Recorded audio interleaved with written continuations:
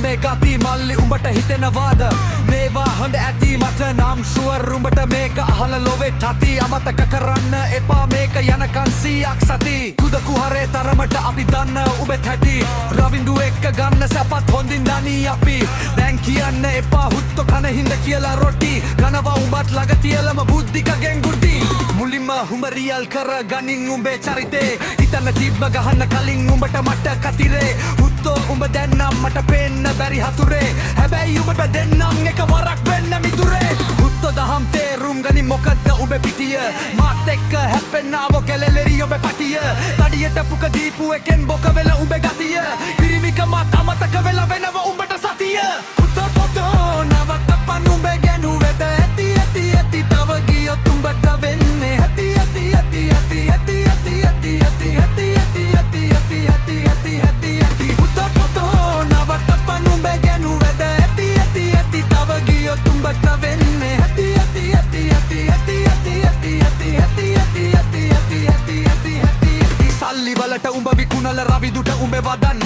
ඒවා ඇහිල උඹ හිතුවද යයිද මාව කඩන් මේවා ඇහිල තමයි හුත්තෝ වෙන්නේ උඹ පදන් මේක ඇහුණොත් තාච්චිලක් ගහයි පකෝ රබන් ප්‍රථම වරට බැස්ස දහම් පසුදිනකදි පූල් පීන ගන්න බෑනේ ඌට අපිට හරිම චූර් මේවා ඇහෙන උඹේ ඇගේ නෑනේ පොටක් නූල් මේක අහල හොදට හැදිලා කරපන් රැපරූල් මතක තියා ගනින් උඹ කලේ වැරදි වැඩක් අවුස්ස ගන්න එපා මාව මන් වෙයි මහ සඩක් ඔය ගානෙන් බේරුනේ